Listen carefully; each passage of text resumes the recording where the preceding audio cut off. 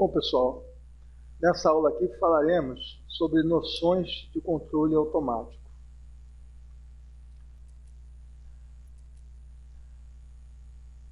Para entendermos o controle automático, vamos primeiramente estudar o que é um controle manual. Então, por exemplo, nós temos aqui um tanque de água sendo aquecido por uma serpentina a vapor, ali em vermelho.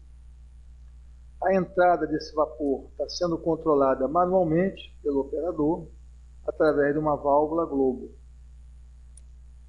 A água fria, ela entra por baixo, nessa parte aqui. Água fria, nós temos aqui um termômetro. E sai aqui na parte superior a nossa água quente, que nós queremos para o nosso processo. O que acontece? No controle manual, o operador ele precisa ficar o tempo todo atento ao valor da variável, no caso a temperatura. Ele está verificando aqui o tempo todo qual o valor da temperatura. Por exemplo, se ela estiver aqui no começo, na água a 25 graus, ele vai abrir essa válvula aqui bastante, para que haja um aquecimento aí inicial. A água está fria, então o processo está no seu início. E com o tempo ele vai verificar que essa temperatura aqui vai começar a subir. Então de 25 vai para 30, 35, 40, 45, 50, opa, já está chegando no meu ponto de controle, 60 graus. Então o operador já deve ir fechando a válvula, vai estrangulando, vai fechando aqui, porque em breve já vai chegar nos 60. E ao chegar nos 60 graus, provavelmente ele vai estar com essa válvula aqui já quase que fechada, ou seja, pouco aberta. E aí, continua observando, na medida que o processo aqui vai tendo seu fluxo de água, água fria saindo da água quente, e vai verificar o termômetro, vai começar a cair um pouquinho, então ele vai abrir um pouco mais, e assim ele vai chegar numa abertura intermediária aqui, que vai quase que manter essa temperatura aqui em torno de 60 graus. Claro que sempre vão ter variações e correções. Então esse é o nosso controle manual. Quais são as desvantagens desse controle? Bom, o operador tem que ficar monitorando a variável o tempo todo. Ele tem que ficar aqui observando e corrigindo. Ou seja, o tempo que ele vai ter para fazer outras atividades vai ser pouco. O tempo todo ele está corrigindo isso aqui manualmente e está sujeito a erro. Por exemplo, se o operador se ele se ausentar, ainda que seja alguns minutos, esta variável aqui vai ficar sem correção. Então, você não tem muita segurança nem muita precisão nesse tipo de controle. Já no controle automático, nós temos aqui, na verdade, uma família aí de instrumentos, instrumentos industriais, começando aqui pelo sensor, que é um dispositivo aqui que está ligado diretamente ao processo, através aqui de um elemento primário, poderia ser aqui um termopar, por exemplo. E esse sensor ele vai converter esse sinal, essas variações aqui de sinal do termopar, num sinal padrão, que é equivalente à medida da temperatura, aqui no caso. Geralmente a instrumentação trabalha com sinal elétrico de 4 a 20 mA. Então 4 seria o valor inicial da minha faixa aqui de medição, e 20 seria o valor final. Então, por exemplo, eu posso estar medindo aqui a temperatura de 0 a 100 graus. E ele vai mandar esse sinal aqui para o controlador. O controlador recebendo, por exemplo, o sinal de 4 mA, ele sabe que corresponde aqui a temperatura de 0, por exemplo. Recebendo um sinal de 20 mA, ele sabe que a temperatura está em 100 graus. E se ele receber, por exemplo, 12 mA, ele vai saber que a temperatura está em 50. Então, há uma linearidade, uma proporcionalidade entre o sinal, 4 a 20, e a minha variável medida. No caso, aí, a temperatura, por exemplo. O controlador, gente, ele é o cérebro da malha e ele vai fazer o quê? Ele vai comparar este valor da minha variável, medida, com o valor desejado, que tem um botãozinho aqui que nós vamos regular qual é o valor que eu quero da minha temperatura. Por exemplo, 60 graus. Então, eu regulo aqui o set point, ou ponto de controle do controlador, em 60 graus. Tá? Se eu tiver uma temperatura menor que 60, o controlador vai fazer o quê? Vai mandar um sinal de controle abrindo mais a válvula através do seu atuador pneumático.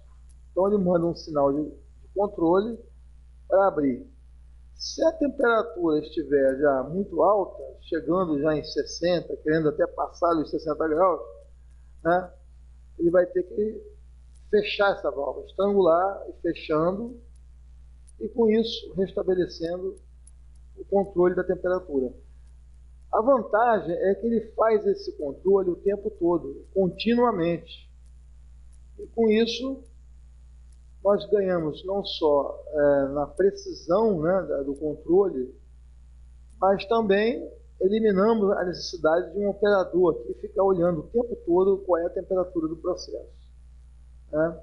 Então, o controle automático, né, através de instrumentos, né, sensores, controladores, válvulas automáticas, trabalhando em conjunto para o quê? Garantir o meu controle e a precisão que eu preciso.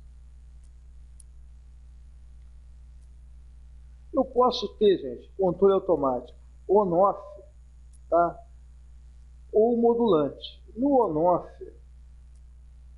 que também é conhecido como controle liga-desliga, ou tudo ou nada, o que acontece é que, no caso da válvula, ou ela vai abrir ou ela vai fechar, ou 0 ou 100%. Okay? No caso do controle automático modulante, o elemento final de controle ele assume diversas posições intermediárias. Né? Pode ser 0%, 10%, 25%, 37%, 85%, 89%, ou seja, ele vai modular, ele vai, na verdade, assumir um controle proporcional, né, ao que for necessário para o meu processo, de modo a estabilizar a variável em um determinado ponto. Então aqui, vamos dar um exemplo. Controle on-off. O tanque de água, aqui eu tenho a serpentina, né? Agora eu tenho uma válvula automática com atuador pneumático, né?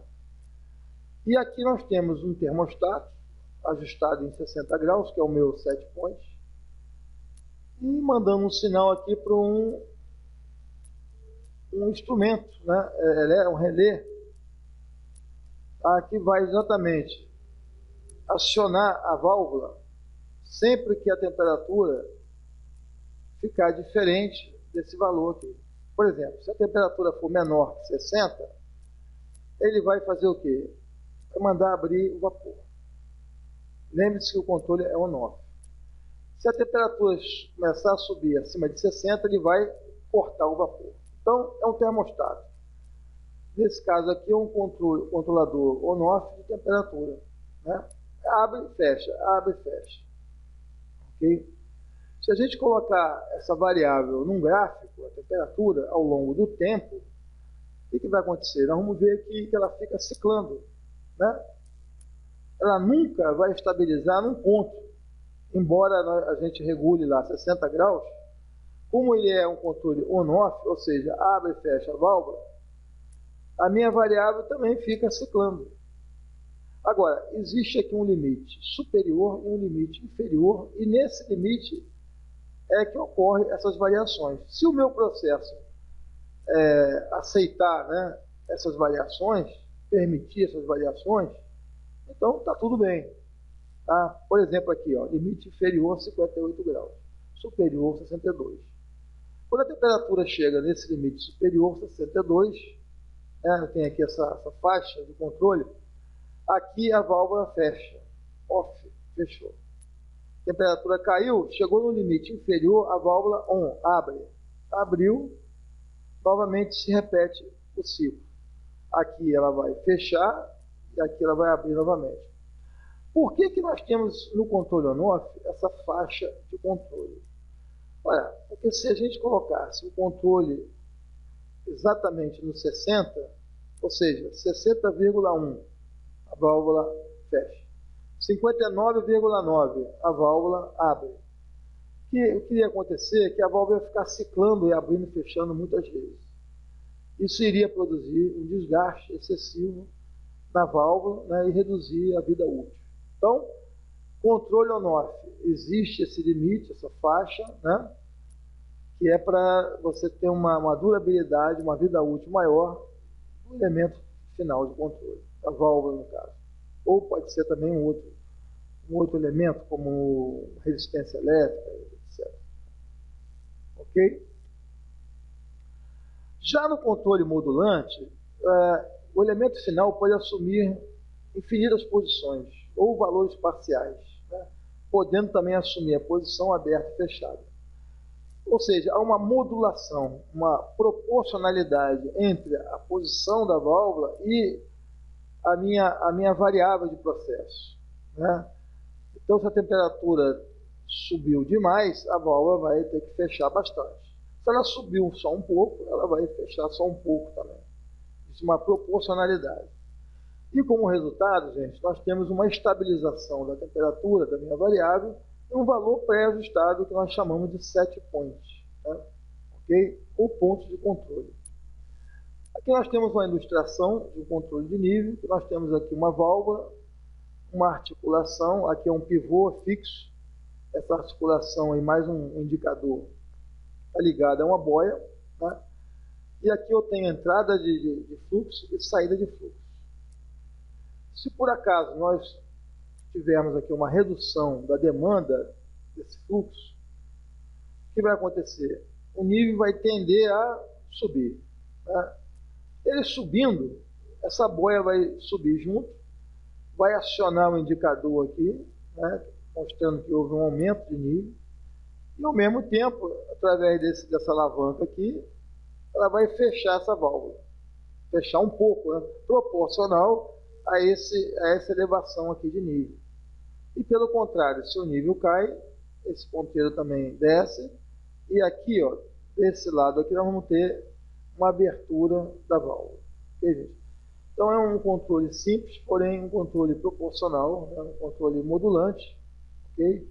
É claro que na prática nós temos diversos tipos de sensores, controladores que trabalham, que fazem essa função aqui, né, de uma forma eletrônica, pneumática, né, e não através de alavancas. Okay?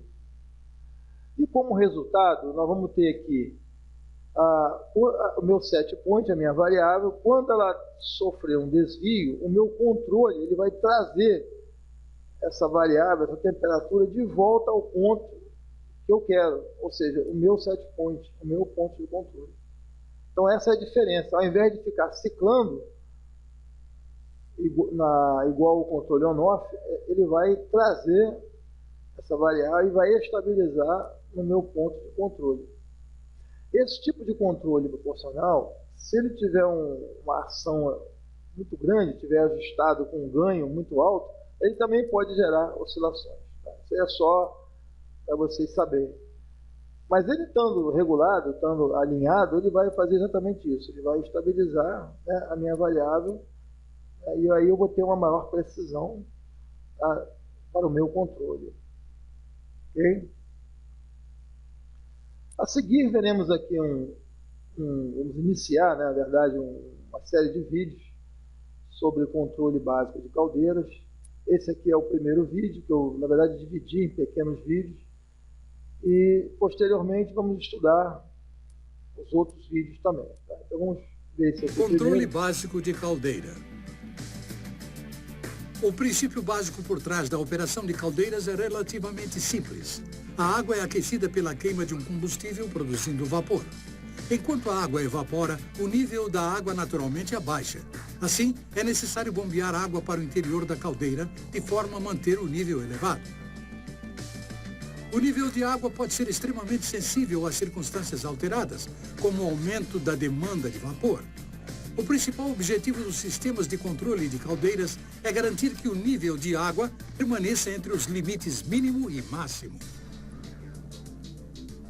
Se o nível ficar muito baixo, as superfícies de aquecimento podem ficar expostas e a caldeira sofreria um superaquecimento. Se estiver muito alto, a água poderia entrar no ponto de saída do vapor e ser arrastada, o que resultaria em vapor de baixa qualidade. O projeto compacto das caldeiras modernas significa que o intervalo entre estes limites é bem pequeno e o controle exato é cada vez mais importante para uma operação segura e eficiente.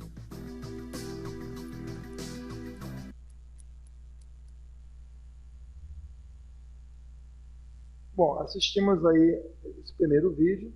Na próxima aula, daremos sequência aos demais vídeos e complementaremos esse assunto extremamente importante, que é controle de nível em caldeiras. Obrigado.